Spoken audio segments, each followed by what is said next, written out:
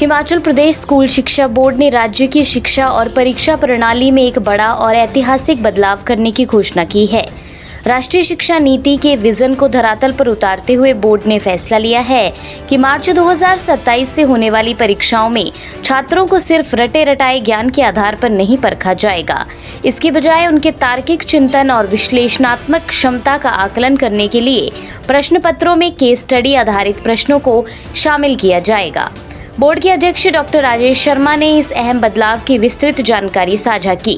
उन्होंने बताया कि नई व्यवस्था के तहत अब हर विषय के प्रश्न पत्र में 2 केस स्टडी आधारित प्रश्न अनिवार्य रूप से पूछे जाएंगे।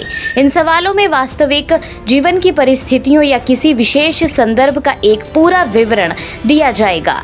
छात्रों को उस परिस्थिति का विश्लेषण कर अपने ज्ञान, समझ और तार्किक क्षमता के आधार पर सटीक उत्तर देने होंगे।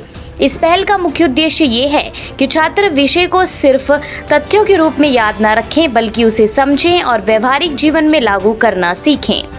वर्तमान शैक्षिक परिदृश्य में शिक्षा को केवल रटने की प्रवृत्ति से बाहर निकालकर समस्या समाधान और निर्णय लेने की क्षमता तक ले जाना समय की सबसे बड़ी मांग है। डॉक्टर शर्मा ने कहा कि शिक्षा का असली उद्देश्य ज्ञान का व्यवहारिक उपयोग है।